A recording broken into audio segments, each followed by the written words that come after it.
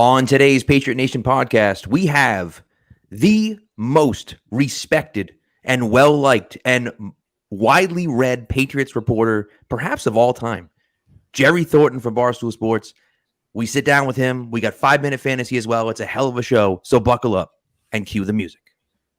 Jerry, thanks for coming through, man. We appreciate it. We love having you on the show. We've had you on before, but now we get to see you as well, live and in person. Thanks for coming through. Well, Pat, I really appreciate it. And I thought you were giving an intro for like Mike Reese or Will McDonough or it's Tommy Curran. But okay, I'll take it. You know what I mean? I will not. To hell with my my humility. Let's embrace that. Yes, that's right. I'm the biggest deal in the history of the world. No, but I appreciate you guys having me on. Is there anything going on that we can maybe touch upon? Any topics of interest?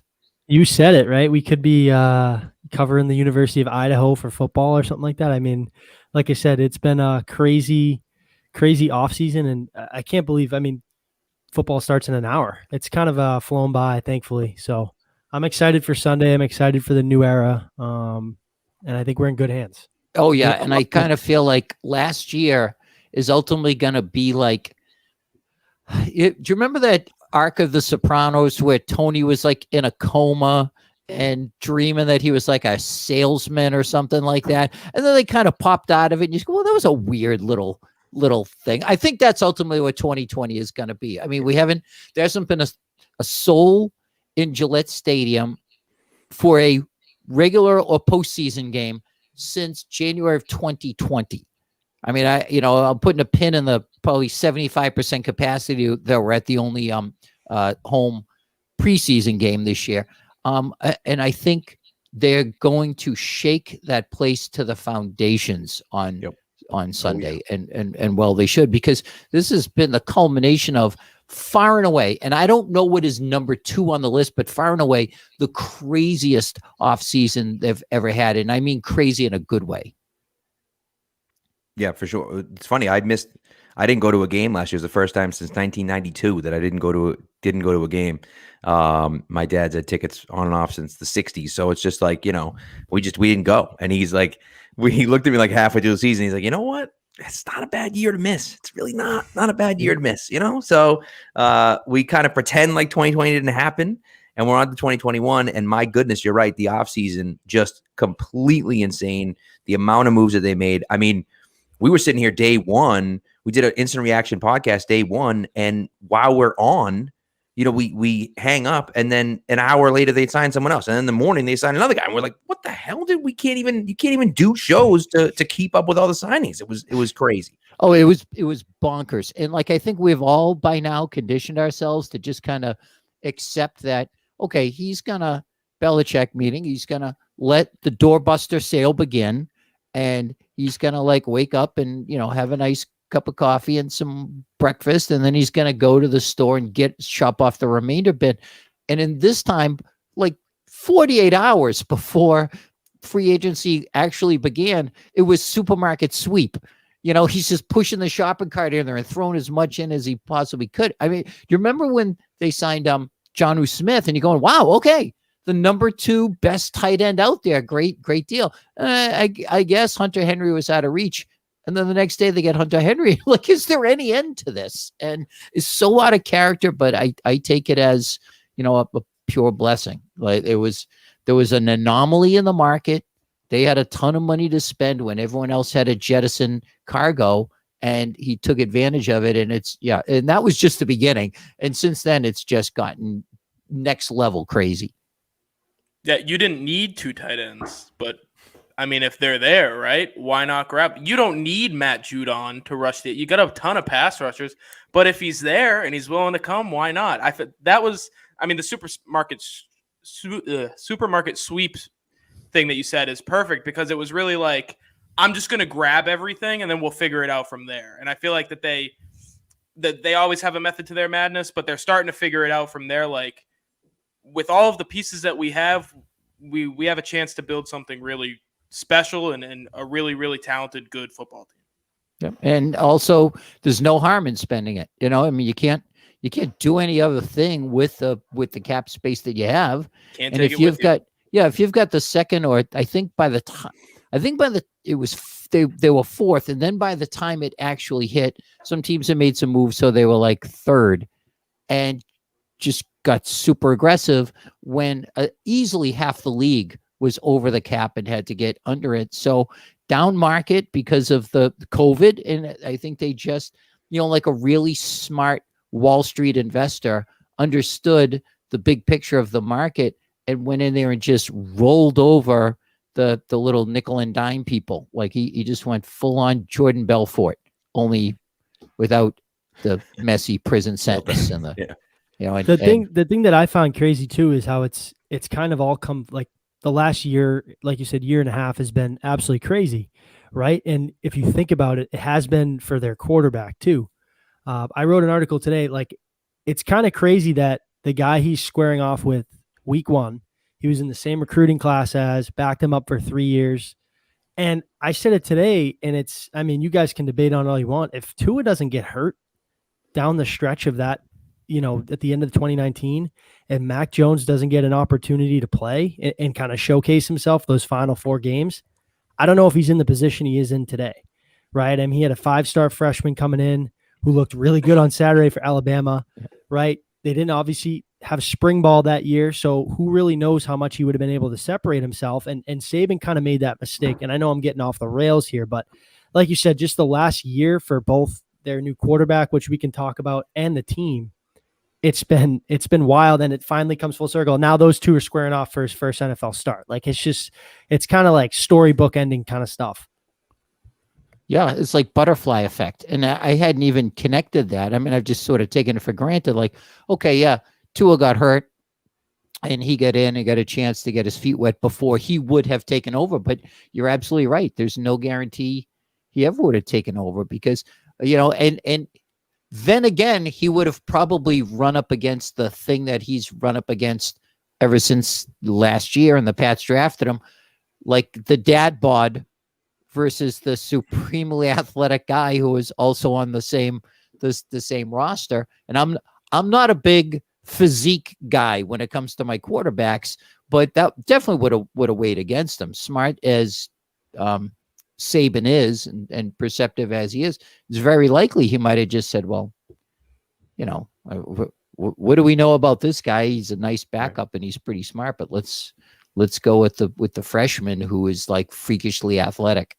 Yeah, and you end up with, Matt Castle, right? Where he's just a career backup and gets drafted somewhere and turns out to be a decent quarterback in the NFL. But we got guys that are better than him at USC. And so we'll just stick with this guy. And if Mac never plays, who knows? It's not even like to dunk on Mac, right? Like obviously everything he's done, he's deserved, right? He's absolutely earned everything he's gotten. But like I said, kind of looking back and I think this Mac versus Tua thing is so, it's not talked about enough how he started his career and kind of got into the position that he's in on Sunday because of a gruesome injury that kind of jump-started his career. I mean, he backed up Jalen and Tua for 3 years, and now all 3 of them are starters. And I don't think, if you asked anybody 2 years ago, is Mac Jones starting on week 1? And I think of the 3, probably the higher ceiling, you would have said they're crazy, right? So I'm excited for him. Obviously, the team as well. I think it's a perfect situation for him to succeed. He's well coached. And like we said, the offseason kind of spending spree they went on will make that transition so much easier for them. Yeah, I agree. It's interesting. It is interesting. And so, one thing I wanted to mention, because Cody brought it up, we talked about Jonnu and then Hunter Henry coming in as well. Teddy Karras getting signed back, and then us thinking that Andrews is gone, and then to only a few days later have Andrews come back. I mean, that was like the icing on top of the cake, right? Where it was like, oh my God, like we're getting Andrews back too. So that was awesome. And the thing with, right. You know what? You can add James White to that as well. Is there a man among us, man, woman, or child, that didn't just assume he's going to go to Miami? I mean, after Tampa. The state where he comes from, given that he had just a devastating family tragedy, and the fact that he came back for, my guess is maybe going to be one more year to just kind of let JJ Taylor develop behind him, which, by the way, White did. as a young player. Shane Vereen did as a young player behind Kevin Falk. It's sort of the way the Patriots handle that position for whatever reason. And so that's a blessing. And, and add to that, arguably two of the best free agent signings they made were just re-signings, and that was bringing back Kyle Van Noy and Trent Brown. I mean, today when I power ranked the free agents they signed, I included those guys in a tie because it's crazy how similar their stories are. They both maybe underachieved is too strong a word, but didn't really find their career path until they came to New England, had great seasons, cashed in, and then a short time later, their people who paid them the big bucks just kind of, well, you know what, it's not what we were hoping for whatever reason. I still can't fathom Brian Flores spending that money on Kyle Van Noy and sending them packing in 1 year. But so those guys have a huge amount of proof and fit perfectly into what the Patriots try to do, and like have solidified the front lines of both units the day that they put their names to the contract. Yeah, and we talked about the best signings, but you don't really know about new guys like the tight ends or Matthew Judon, but with guys that are proven in the system, and you can go and get them on the cheap for maybe if they did re-sign them when they were free agents, they would have spent probably double to try to get them back. You let them go play somewhere else for a year or two, and then you get them back on pennies on the dollar. It's a tried and true Belichick method. He's been doing it for 20 years, so it's something you almost come to expect every offseason. Yeah, and not to mention he took the compensatory pick for each of them. Makes hay with that. Like I think, I don't know. I think part of it maybe is just like a scam. Like, I'll tell you what, why don't you go make a ton of money? We'll get a pick. Just kind of annoy people a little bit. I don't know what they would have done. Take stuff out of the office, bring it home with them. Like, I don't know, bring home rolls of toilet paper and printer paper and toner cartridges. I don't know, but it's happened so many times. And then he sits there and gets the same player back and just laughs at the world. So since obviously it is kind of our season preview, I figured we get into, some sort of projections, right? See how, like, I'm kind of optimistic. I think I'm kind of in the middle where they'll compete for the division because it's so competitive. Miami will too, maybe through, the first 10, 11 weeks. And I ultimately think Buffalo pulls away. I still think they're a little bit of ways away from them. I think that's a talented football team, but I think we could all agree, right? Be shocked if they made a little bit of a run here and ultimately made it to Los Angeles for the Super Bowl. But I do think that this is a wild card team that could potentially make some noise, right? The Patriots pride themselves on getting better and better as the year goes on. You hope and you expect your quarterback to do that as a rookie, right? You're going to see those rookie struggles, get some tough matchups, right?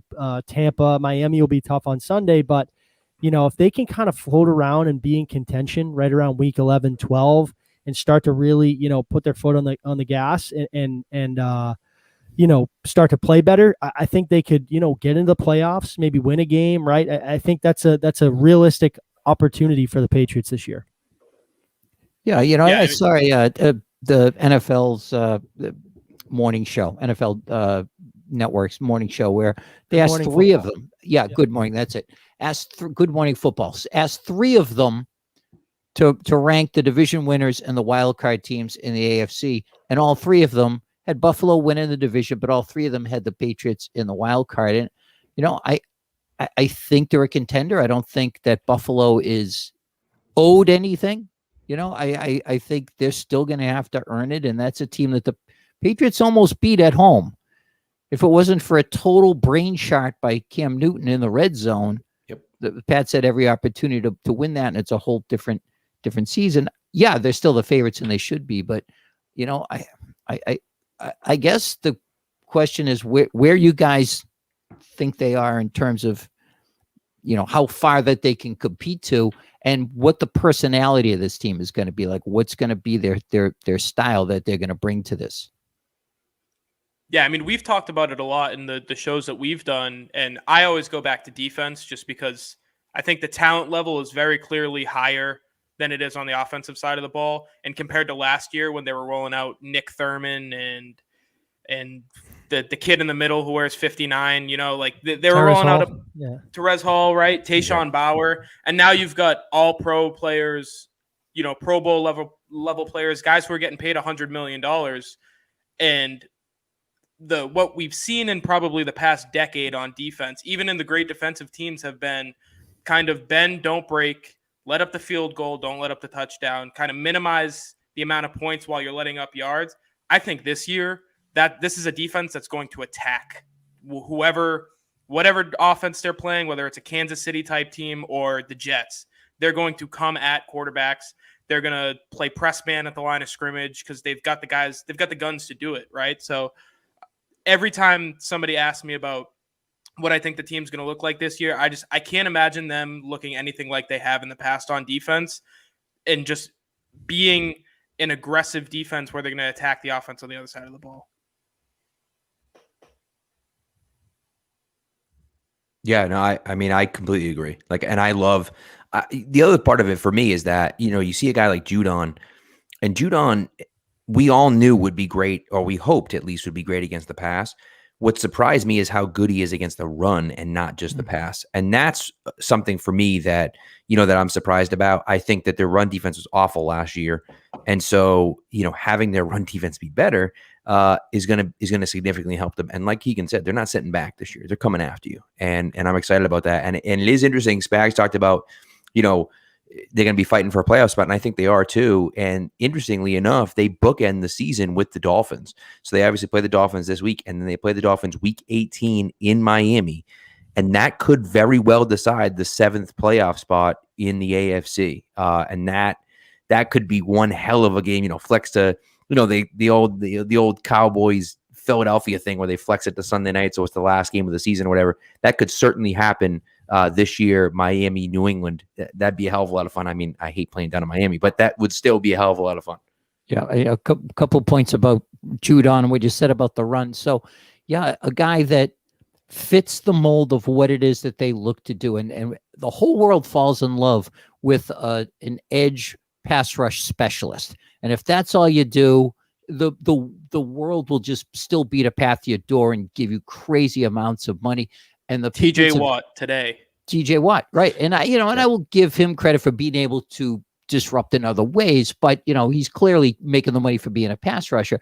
The Patriots don't want that specialist guy. Would they take TJ Watt? Sure, but they're going to tell him, we need you to set the edge against the run. We need you to stay home on the inside dive fake that comes around to your edge, which is something that Chandler Jones, I thought, was awful at. He was constantly taking the cheese on a dive He's really play. the only guy they've had that's a sack, like just I'm going to rack up sacks and that's it. Like that I have at least recently. Which is why he did not last. And they said, we'd rather just take a flyer on a former number 4 pick offensive lineman and a pick and see what we can do. And Judon checks all those boxes. First of all, he's big. I looked it up today. I didn't realize he's 261 pounds. And Devin McCourty says he was running after practice with the skill guys and keeping up with them. But he'll drop in a coverage. He'll be stout against the run. And he had 21 quarterback hits last year. Like, there's a reason this guy was franchised by Baltimore. And it's because he deserves it and that he came here. And I love his attitude. Like, just, he's that guy. I mean, such an overused cliche, but brings that energy, like just seems like he's having a good time doing drudgery all the time. And then against the run, last year, they gave up 100 yards or more rushing in a game 11 times. They were 4-7.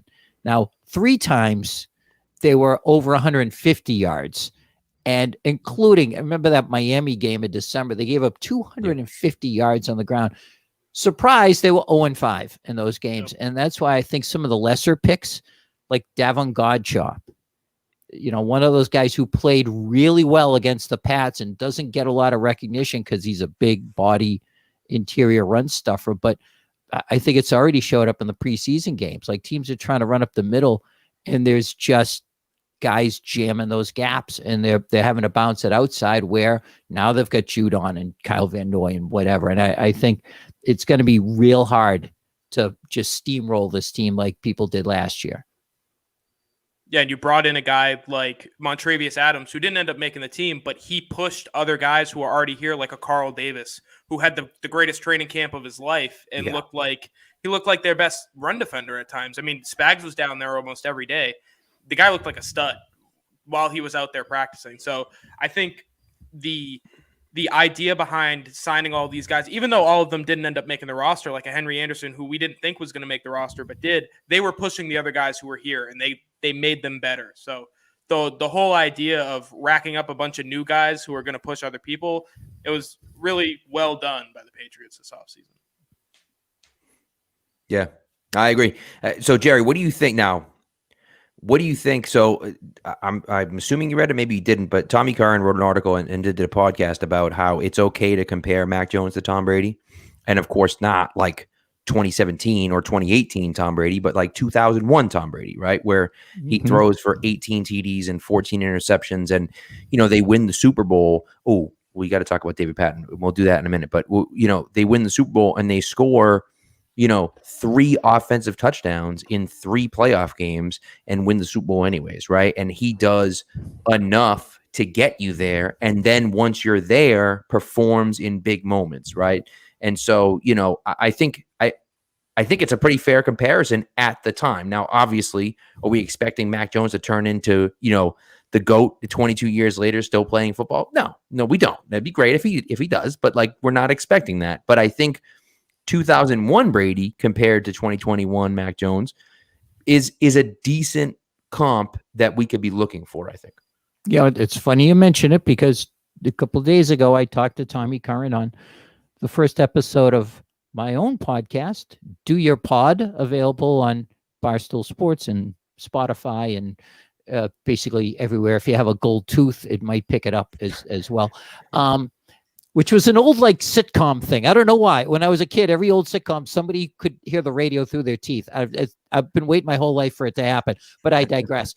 And yeah, he made that comparison, and I thought it was fair because, you know, I think through the prism of time, we tend to think, oh, wow, Brady he arrived and he lit it up. Well, you know, go through his first 8 games where they went 5-3, but his first 8 games after taking over for Bledsoe, and there's some games in there where he was almost a non-factor. Some other ones where he wasn't that great. To me, when he first became Brady, was the first game where Bledsoe was healthy and was not ashamed to say it, tell the world, that's my job, and I expected it back, and I'm hurt about this. And I said, all right, now let's see how this kid does, because he's got the highest paid player in NFL history staring at daggers at him from the sidelines. And they played the Saints. And he threw for 258 yards with 4 touchdowns and no picks. And I said, that's it. I moved on from Bledsoe. And Tommy Curran told me that he thinks that he thought when Bledsoe first went out that he turned to Ron Borges and said, Bledsoe will never start another game for this team. Brady's the guy. And there was no, he thinks that they were going to start him sooner rather than later, which is kind of a long windup to say, yeah, he was a game manager for the most part. And I think Jones has the luxury of being that guy to an extent. I don't think they're going to completely make the offense look like it did last year, but it's still going to be run first. I think it's still going to be based on don't do harm. There's no shame in throwing an incompletion on 3rd down and let the punt team come out. The defense will figure it out, but they're not going to ask him to play hero ball. You know, if shots are open deep downfield, great, but I think they're perfectly okay to not rely on him to do anything other than make good decisions. Does that make sense? Sure does. Yep. No, it sure does. So, well, let's veer off just a little bit, because I did, as kind of 01 came back in my head, and of course we lost David Patton and Sam Cunningham, which I never knew that Randall was his brother, which is crazy, but obviously, two, you know, Patriots legend. Obviously, Sam is in the Patriots Hall of Fame, and Patton caught those 2 of those 3 offensive touchdowns in the playoffs. David Patton, for me, most memorable play wasn't even those Super Bowls. It was take you back to the Bills game, second or third to last week of the season, and they needed to win in order to keep that 2 seed. And they're in overtime, and he catches a ball deep down the sideline and gets knocked out cold. And half of his fumbles, and half of his body is inbounds, and half of his body is out of bounds, and the ball's touching his leg. And because the ball was touching his leg and half of his body was out of bounds, the ball was considered out of bounds because he was touching it and therefore technically out of bounds. And the Bills were furious and they reviewed it and everything, and it stayed where it was. And I think the next play, Antoine Smith ran down to the 2 and the Patriots won the game. And it just, that game right there, they lose that game. And then who knows what happens? They don't get the 2 seed. They end up as a 3 seed. They have to go to, who knows, right? They have to go to Oakland. Like, who knows? Well, to Oakland, right? Yep, right. Exactly. And so okay. that they play a game in a blizzard, right? For so many little things had to fall exactly into place. But that, and when I've done book signings and give little speeches and stuff, I always mention that because I think people forget how that whole season was on a razor's edge the entire time. And that is the freakish play of all freakish plays. Yeah. And the Patriots had to review it. They had to throw the challenge flag because it was called Buffalo Ball. Oh, that's right. You're right. So it was the other way around. I knew it was reviewed. I couldn't remember whether it was they called it down on the field or whether the Patriots challenged it or the Bills challenged. I couldn't remember. So, but yeah, it was challenged. But I believe that's the same game where Nate Clements almost killed Tom Brady on that crazy hit that knocked Brady's helmet about 15 yards back. I don't know if you guys remember that clip because it goes around like every year. But I mean, we almost didn't have Tom Brady because Nate Clements was out for blood. The Bills were hitting that day. Yes, they sure were. So, but obviously a big loss, for and for ultimately Patriots. Patton is one of those guys, and there are many of them that personify how those early teams were built because, Belichick inherits a team that's not only in salary cap jail, they're in solitary. Like that hole that the warden threw Andy Dufresne in, when he was threatening to out him or whatever. And so to the point where there was so much money going to guaranteed money going up guys who are no longer on the roster that they couldn't save money even by cutting guys. And so that 2001 roster, they jigger it to the point where Belichick said, we made it under the cap by about $400. And including in that was, David Patton and guys like Joe Andruzzi and Mike Compton and Anthony Pleasant and all these guys that they got for below market. And so many of them made gigantic plays, especially Patton. And we can include that game where he ran a touchdown, threw for a touchdown, caught like an 80-yard touchdown, and then caught another one just for laughs. And he was the first guy to catch one, throw one, and run one in since Walter Payton 22 years earlier. And people who knew him just couldn't say enough about what a special guy he was. And what crushed me was seeing pictures on Twitter about a couple of weeks earlier. Him at a signing event, and he was signing Patriots helmets and stuff. So it was good that he knew to the end that he was, not forgotten, even though so much time has passed. Yeah. Yeah. The Patriots have a podcast where they go back and talk to former Patriots, from the past. And he was the last guest. Still, they haven't released one since him. I think it was 2 months ago. And I listened to it, and it was a lot about what he's doing in his community in South Carolina. He went back and he started a church for his community where they could kind of all be a community together and have their, whatever their religious beliefs are, but they could all have a place to come together because they didn't have that. So he was, to the very end, by all accounts, I've never met him, of course, but just a great person who was really there to help other people, which that can't be overstated enough. Just really, really sad what ended up happening. And you mentioned Sam Cunningham, and again, not to play the back in my day card, but I was there. I saw him. He was on the first Patriots teams that I fell in love with, and that 78 team held the all-time single season rushing record until the Ravens beat it like 2 years ago. I mean, how many records stand? I'm bad at math, and I don't mean to have to solve for X, but that was 32 years for 42 years or whatever. And Cunningham was their lead back. And the point is, he still to this day holds the Pats career rushing record for yards and for touchdowns. Jerry, I'm a math teacher at 42. Nice job. Well done. Was it 42? Okay. It was. Nice job. Yeah, I hate to say this, but I actually have to try to think about how old I was back when that happened. And then I get weepy because I realize I'm standing in death's on deck circle, fellas. That's it. I'm in my own grave right now. And this is how I want to go out, talking about the Patriots, damn it, the way I came in. That's right. 42 for Mac Heron, the second leading rusher on that team. Never forget the original J.J. Taylor, tiny. Mini Mac. Yeah, legend.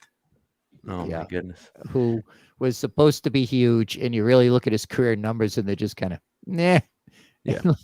And Chuck Fairbanks had like no love for this guy, but he was a folk hero only because he was tiny. The Patriots love hobbits. Really, we really do. Like, whether it's Danny Woodhead. No, it's why I want Deion Lewis. Deion yep. Lewis. So I want J.J. Taylor to make this team so much. I remember thinking that like Gunnar Olszewski was small, and then I saw him standing next to Taylor in practice. I was like, you could like eat an apple off the top of this guy's head without leaning over. Like, come on, Olszewski's not. He's a big dude compared to this kid, and I'm glad to see he made the roster. There was a little time there I was worried about Taylor, but he's run his ass off. Yeah, made Sony Michel expendable, which who would have thought, a couple months ago that would happen. Yep. And the guy who's his polar opposite helped that too, which is Stevenson. Is he the biggest surprise in camp, guys? I mean, what's funny? When he got drafted, I think me and Pat were the ones that did the live reaction. Yeah. And I talked about it where J.J. Taylor is an in-between-the-tackles runner. He's a guy who's probably going to run through you, but he's got a little bit of bounce to him. And Ramondre Stevenson, he's got great feet. He loves to bounce everything to the outside like we saw in the preseason. Like, the way they look and the way they play are opposites, and the two humans are opposite of each other, and it's hilarious just to look at them. Like, the 250-pounder has sweet feet, and the 190-pound, 5'5" guy will run your ass over. It's very funny. Football is a great sport. I love it. I'd be interested to see how much he plays too this year, right? I think he can kind of take over that Michelle role if he would have been here, right? Give Harris a little bit of a breather, maybe 5 to 10 touches a game at the beginning, right? And then maybe you can kind of ramp him up as the season goes on. But I think a lot of the Patriots' success, kind of low key, may run through Damian Harris and how well he can, run the ball, especially early on. Yeah, and we saw it last year when Harris was playing and Michelle, when they were on the field together or when they were healthy together, Michelle was doing a lot of special team stuff. That Chargers game, he played every special team snap other than the field goal units.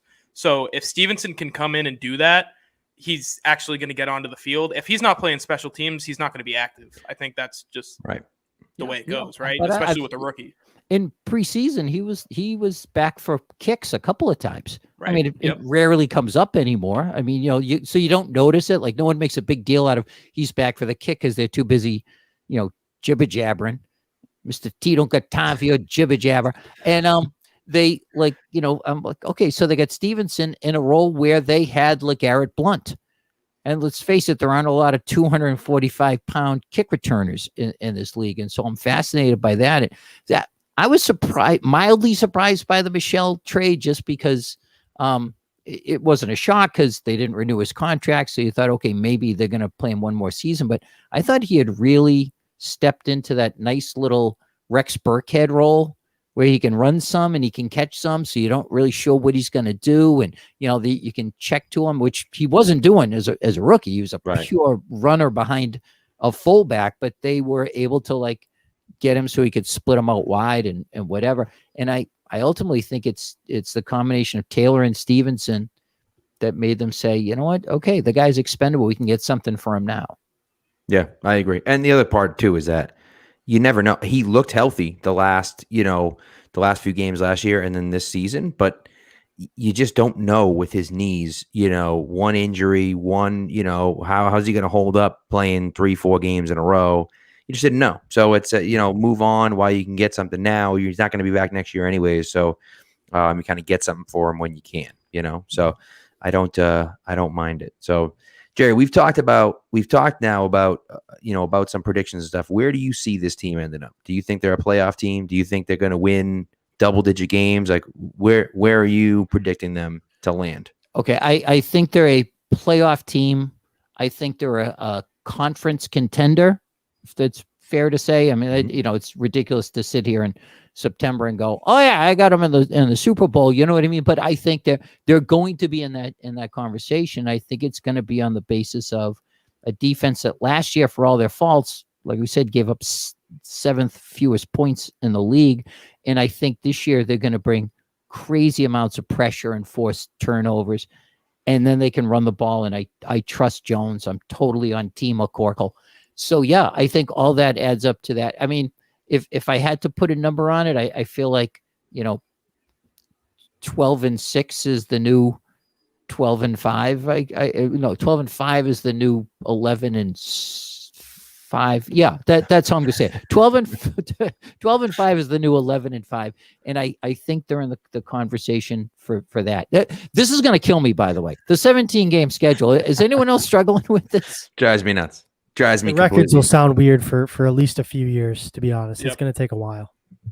I mean, you were around, Jerry, when they went 14-16, which I can only imagine how adding 2 games instead of 1, that.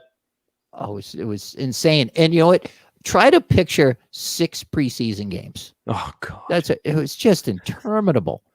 And I used to, Can't even do as a 3. even as a Like, kid, you I can't used to watch that crap.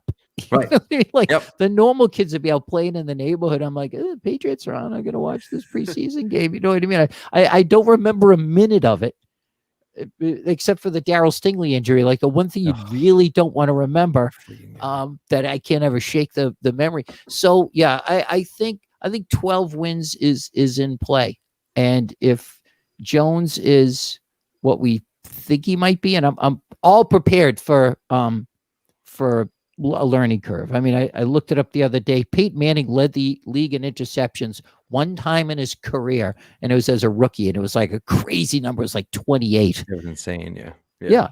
But you still knew that he was going to be Peyton Manning. I think they're going to emphasize with him, just, get the ball out quick, get us in 3rd and shorts, and we'll figure it out, rather than, you have to be the guy. So, well, and I think that's the biggest thing with Mac for me, is that outside of maybe Ben Roethlisberger and maybe Russell Wilson, Dak. Mac Jones is, and maybe Dak. Mac Jones might be in the best situation for a rookie quarterback ever. I mean, you got a great offensive line, a very good running game, and a fantastic defense.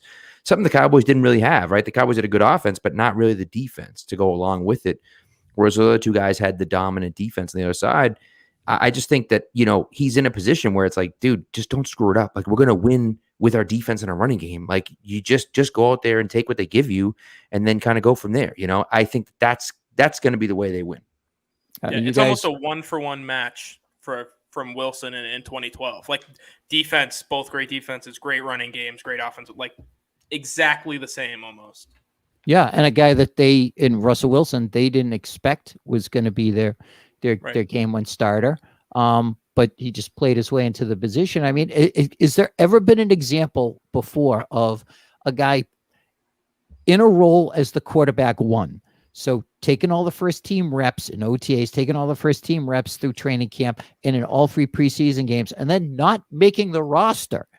Like, never mind getting sent to the bench, but not making the roster. It's insane. And I think it's less a commentary on Cam Newton as it is a commentary on how they feel Jones progressed and how he doesn't repeat errors. And when he makes a mistake, they work on it. And now he's got it. Absolutely. I think it was, like you said, it was an indictment on Jones and not Cam Newton. Like it said more about Jones than it did for Cam Newton. Right. Exactly. So you guys aren't buying into the theory, and it's my favorite theory that's out there because it's so utterly ridiculous as to defy explanation that, well, they can't really have wanted Jones because if they did, they would have moved up to get him. Like this. It's the most frustrating because like I tweeted about that the other day. Like, okay, well, the Packers waited until pick 20 something for Aaron Rodgers. The Chiefs waited till pick 10 to trade out for Patrick Mahomes. What if Mahomes had gone 1 through 9? Now the Chiefs miss out on Patrick Mahomes. They must have not liked him. Like anyone that didn't get drafted number 1 overall, you can say that about. It's so dumb when you sit there and look at it, especially when Fields, who everyone thought was going to go in the top 5, drops all the way to 11. Yeah, of course. Mac Jones is dropping all the way to 15. Like, I think that was the writing kind of was on the wall for them, and they just sat back and said, hey, if he drops to us, great. Like, and if he doesn't, then we'll roll with someone else. But they were confident in him, but that doesn't mean they're going to trade up for a quarterback. It's just so incredibly stupid. the Chicago Bulls didn't really want Michael Jordan, because if they did, they would have traded up to get him. You know what I mean? Right. A great apples to apples example is 2004, where they had a gaping hole in the middle of their defensive line, and they were at 21. And Vince Wilfork was a top 10 projection all the way, and somebody passed on him. I forget who it was, but it just assumed he was going to go there. And then you look at like the next like 8 or 9 teams in the league and sitting between the Patriots and the pick weren't looking defense. And so they sat at 21 and got a 10-year starter, 2-time champion, perennial Pro Bowler. Does anyone say, well, they didn't really want Vince Wilfork? You know, they dropped back to get Gerard Mayo. Right. They went from 8 to 10 because they read the board. And when they're right about it, now that's a strike against them. Like, what's his name? Upton Bell said this 2 days ago on Twitter. Upton Bell was a former Patriots GM and toupee aficionado who one time when he was running the Patriots forgot to send out contracts, so his entire roster became free agents at the same time. And he has spent the last 20 years shouting into the void to tell people that Bill Belichick doesn't know what he's doing. Right. And he said that. They can't really have wanted Jones. They just got lucky. So ridiculous. So dumb. So, well, anyways, Jerry, we love having you on. We were very excited to have you for our season preview. And I know I'm looking forward to do your pod. I haven't listened to the first episode, but I am subscribed. I just haven't made it there yet. I am subscribed, did download it, saw Tommy. I was like, oh, okay. All right. I'm excited to hear this. So you finally got a podcast. Listen, I just want to you brought up The Sopranos already. Listen, we'll keep you safe in the podcast streets. You just slide us a few bills, right? And we'll keep you safe, right? We'll take care of it. You know, we'll come collect every month or so, and it's fine. We'll just, don't worry about it. I walked right into a protection racket. Said, "This what you invited me to, Ryan? Hey, yeah, nice little podcast you got here. It'd be a shame if anything was going to happen to it." All right, well, I'll meet you guys in the Bada Bing anytime thank you for the obvious reason. Listen. Everyone knows you, but before you go, you still have to plug yourself and where they can read you and find you and hear you and everything else, because I mean, just for. Just because the man's got some books to show, right? Absolutely. My baby's got to eat. So I'm on Barstool Sports virtually every day, 4, 5, 6 times a day, whatever. Every morning after the game. So I write a column called Knee Jerk Reactions, which is kind of the rock upon which my church has been built. From Darkness to Dynasty is the crazy old history of the Patriots. 6 Rings speaks for itself. If I couldn't make those stories fun and entertaining, I wouldn't have even bothered. So I hope I succeeded. And I'm on Cameo now. Be doing that stuff for you kids. And and I'm on all across social media at Jerry Thornton 1, and always happy to join you guys, man. You do a nice job, and Ryan, it was terrific hanging out with you at camp this year, dying in the sweltering heat or whatever. But we got to pay that price. You know what I mean? No days off. The public for sure. Us. Thank you, Jerry. It's always a pleasure. Appreciate you coming on and taking the time. Go enjoy some football now. All right, lads. No days off. Days off. Talk to you. Take care, Jerry. All right, that was awesome. What a way to start the Patriots season with a season preview with the man, the Dawn, right? Jerry Thornton. So, but now, Pat. So now we're going to get into our new segment, our 5-minute fantasy segment. Last week, of course, we had Mike Daddy's Home FF. We have Ashley Marie coming on today from the Undroppable. So we're going to bring her up here. And this time, I'm actually going to turn my volume up so we can hear the friggin' buzzer when it goes off. But we're going to give Ashley 5 minutes. So here's Ashley. Ashley, thanks for coming through. We appreciate it. Hi, of course. I'm excited. I'm happy I could come. We had chatted about me getting on, and then I just got lucky that it happened to be this week. Yep. No, it worked out. We appreciate it, and thank you for being flexible. And it's good. We met in an Avengers group chat, which it's pretty cool. I know. We're all allowed to nerd out. Come on. All right. All right, we'll have to get you in there. We'll have to get you. We'll in leave there too, Spags out because he's miserable and hates all All nerd set. movies. Yeah. Nope. No Avengers talk. Timer's Yeah. going. No, I'm kidding. No, that's it, right? So Ashley, just so you know the rules, we kind of talked about it a little bit, but please. I'm going to put 5 minutes on the clock, and you're going to talk about fantasy sports for 5 minutes. The timer's going to go off, and you could be mid-word.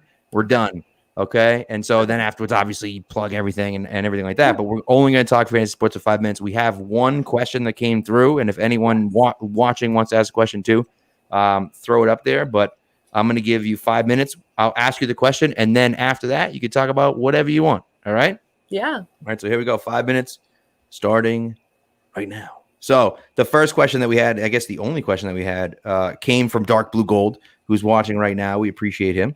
And it was any inside advice on, of course, the Ravens running back situation, the Jets running back situation, and then the Chargers running back situation. Those three situations seem to be, no one has any idea what the hell is going on. Yeah. The Jets is something I've been staying away from. I think it's going to be total running back by committee. I think it's going to produce kind of mediocre fantasy numbers from pretty much all of their running backs. I've been tending to stay away from that. With the Ravens, yeah, that's a disaster. So those of you who had Dobbins replaced him with Gus Edwards and then now have to replace Gus Edwards, if Tyson Williams is available in your leagues, I'd say pick him up for week 1. I think that that's maybe not in all around going to get you through the season, but I think for week 1 that is your best option. He's been practicing with them. He knows the playbook. They obviously picked up Dante Freeman.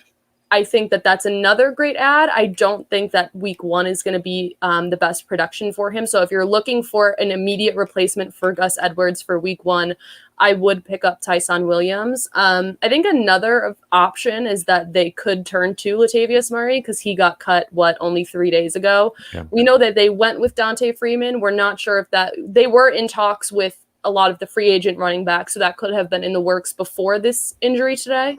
So I would say keep an eye on the situation. Latavius Murray is another thing to keep your eye on. If you're in a league with a deep bench and you're still looking to replace some running backs, I think Latavius Murray ends up on a team by the end of the year.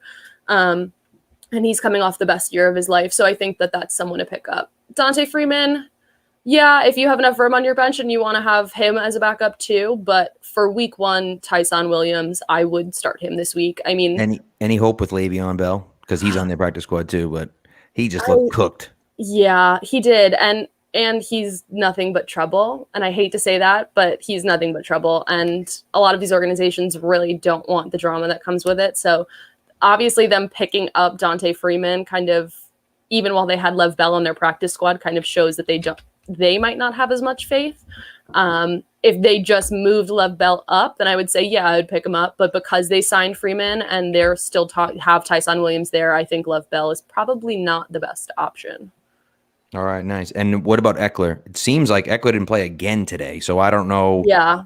Week 1 seems to be in question. I wouldn't panic yet. It could be that he is just one of those people that has a recurring hamstring injuries, because hamstring injuries are really, really tricky and hard to get out of, and you can kind of tweak them. It could be maybe they're just like sitting him out to be prepared for week 1. I would say, I don't know. Don't panic. I don't think I would sell him yet. But that's tough. It's looking like week 1 might be in jeopardy.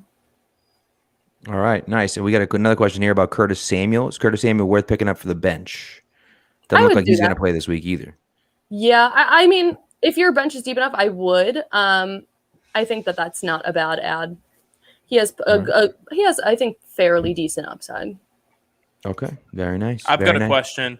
I want to ask everybody who comes on, Kyle Pitts, give it a grade. I drafted him, I think, in the 5th round of our draft that I'm in one of Pat's leagues. Mm-hmm. I love him, but I'm not a fantasy expert. So dynasty draft though. So. I think 5th round though.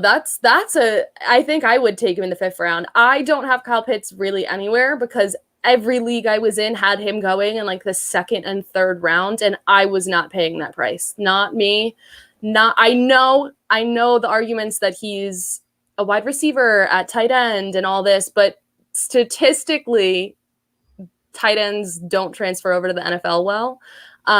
So I think for me, I've stayed away from him. I think his upside is actually insane. Like if you're someone who's looking for upside, and you can get him at a good price, because like I said, that's personal. I will not go for him if I know what I'm getting from like the top 2. I will say even 2, because Kittle sometimes scares me with injuries, but I would say I know what I'm getting from top 3. If not, I usually wait. And with tight end being such a tricky position that you either have to have a top 1 or really wait to the sleepers, I don't know that I want to spend the draft capital in the middle with something that's Ashley, one more question. We get 10 seconds. Will Russ cook or no? I feel like we've been saying he should for years now, and he like That's maybe. it. Time's up. All right. Okay. All right. That was good. That was good. Yeah. That was a solid 5 minutes. By the way, those of you that are listening and not watching, when Keegan mentioned the name Kyle Pitts, Ashley can play it off as much as she wants. Ashley swooned, like literally swooned when he said the name Kyle Pitts. So because we've been arguing about Kyle Pitts for months now. Everybody who has ears and mouths has been arguing about Kyle Pitts for months now. You're either all in or all out. That's right. Yeah, we'll see what happens. Yeah. Yep. So, all right, Ashley, thank you so much. We really appreciate you coming through. Before you leave, though, you got to plug yourself. Let everyone know where they can read you and see you and hear you. I know you got a new podcast out, so make sure you drop that in here, please. Yeah, of course. You guys can find me on Twitter at Ashley_Marie. That's with 2 A's at the beginning in Ashley. I'm a content creator with the Undroppables, so you can follow. I run the TikTok account. That's a lot of fun. I have a lot of fun on there. So the TikTok account is the Undroppables.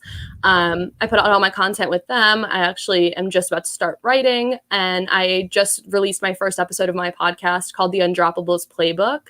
That's Wednesdays at 8 p.m. Eastern. We do that live, and it's also streamable wherever you find your podcasts, Apple, Spotify, Google, and that's a lot of fun. So I think everyone should stop by there. It was a good time last night. Fantastic. All right. That's great.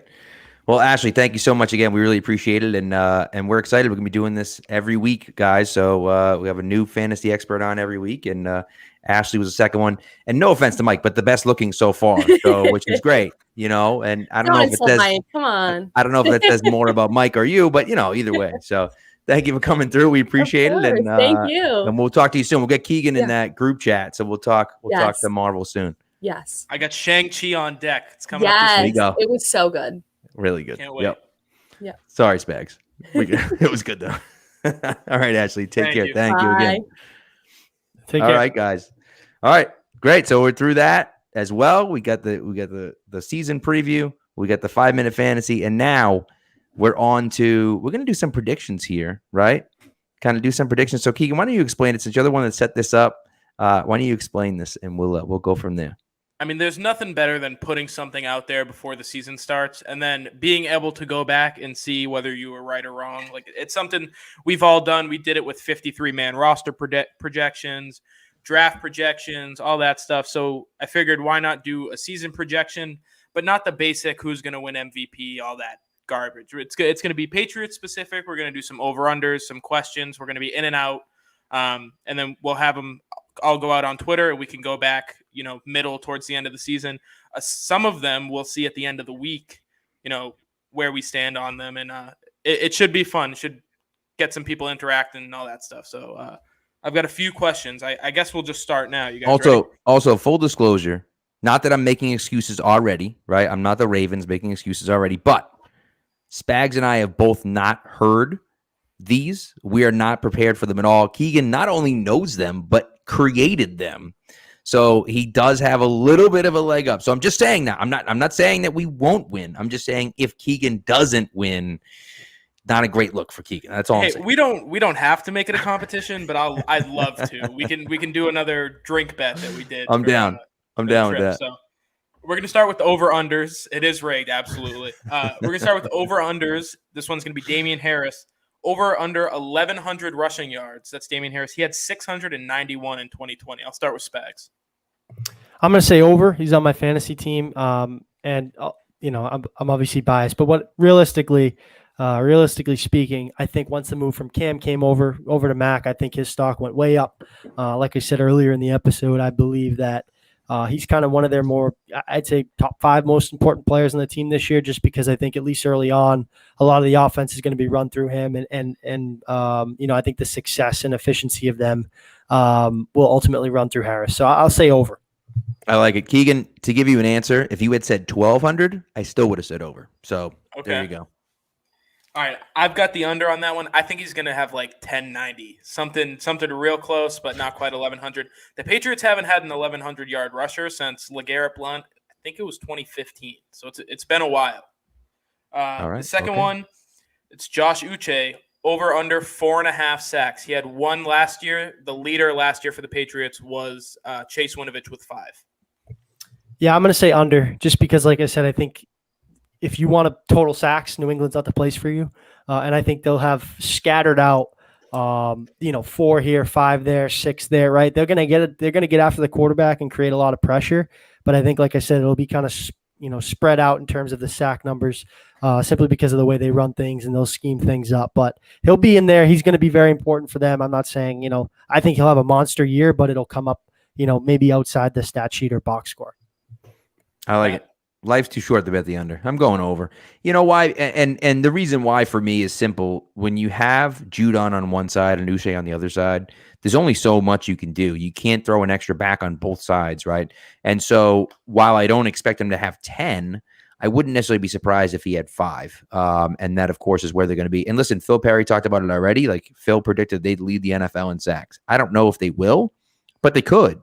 And if they do, Uche is going to be a big part of that. And so I wouldn't be surprised to see him be over 4.5. Yeah, I've got the under on that one.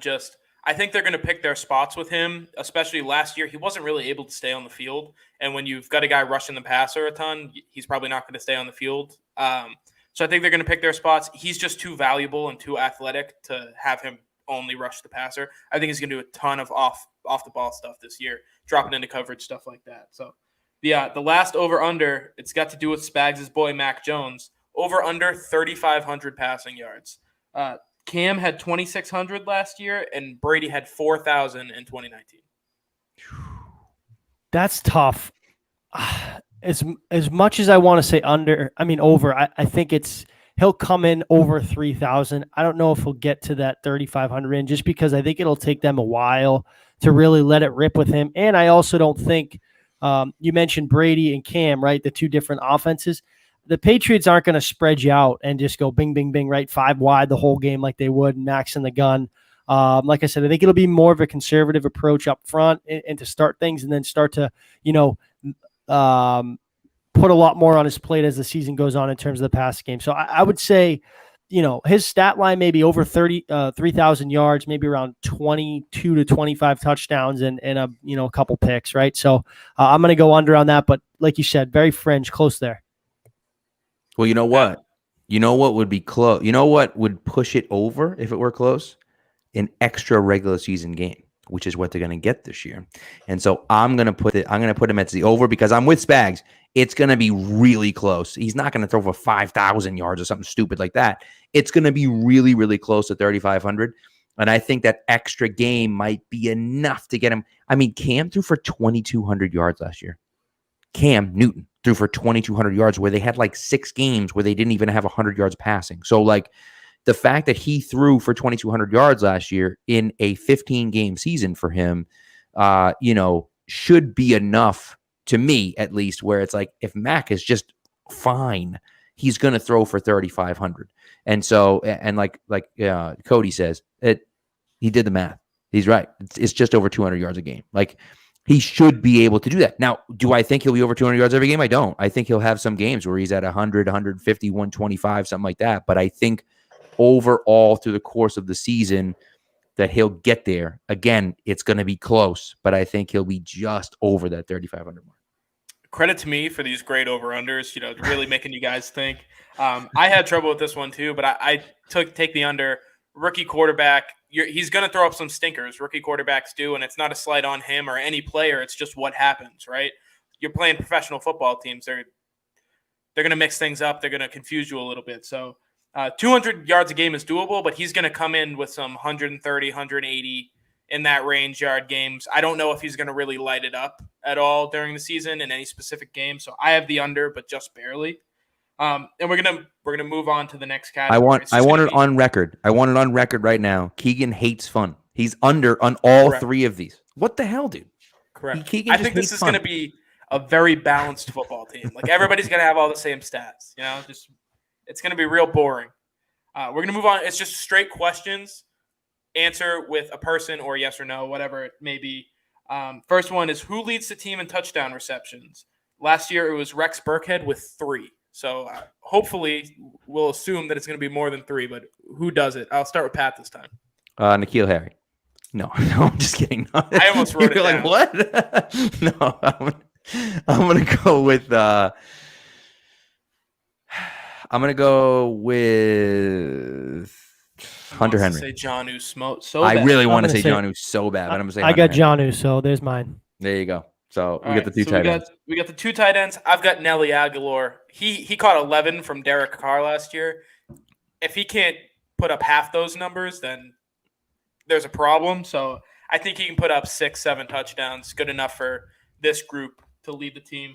Next one, who will catch Mac Jones's first touchdown pass? Last year, Jakob Johnson caught Cam Newton's first touchdown pass. So I'll start with myself this time. I've got James White. It just feels like every year he catches the first touchdown. So James White, and we'll go to Specs. Jacoby Myers, and it'll be his first touchdown as well. Ooh, Right. I like that. I guess I'll be different because I was gonna say James White, but I'll be different here. I'm gonna go with let's say Jonnu. I'm gonna say Jonnu. All right. And the last question is who will lead the Patriots defense in interceptions? Last year it was J.C. Jackson with 9. Who do you want going first? Yeah, Spag, go first. Yeah, I'll JC again. I think that's their as much as a lot of what Gilmore on the field helped him kind of total up those numbers. He's a ball hawk. He's going to do that. Devin McCourty might finish close, but I get JC. Yeah, I'm with you on that. I mean, it's tough. I agree that McCourty seems to be around the ball too. He had like 4 games in a row with an interception in 2019. First 5 games, he had 5 interceptions. That's right. Okay. So, but I think JC he's just around the ball so much. And Dark Blue Gold says Duggar. It's not a bad one either. But I think I don't know if he'll be in coverage enough, to be honest with you. So I think JC is a safe bet on that one, especially when Gilmore comes back and he's the number 2. Assuming that happens week 7, that's going to help quite a bit. Yeah, so I'm gonna switch it up a little bit. I've got DMAC.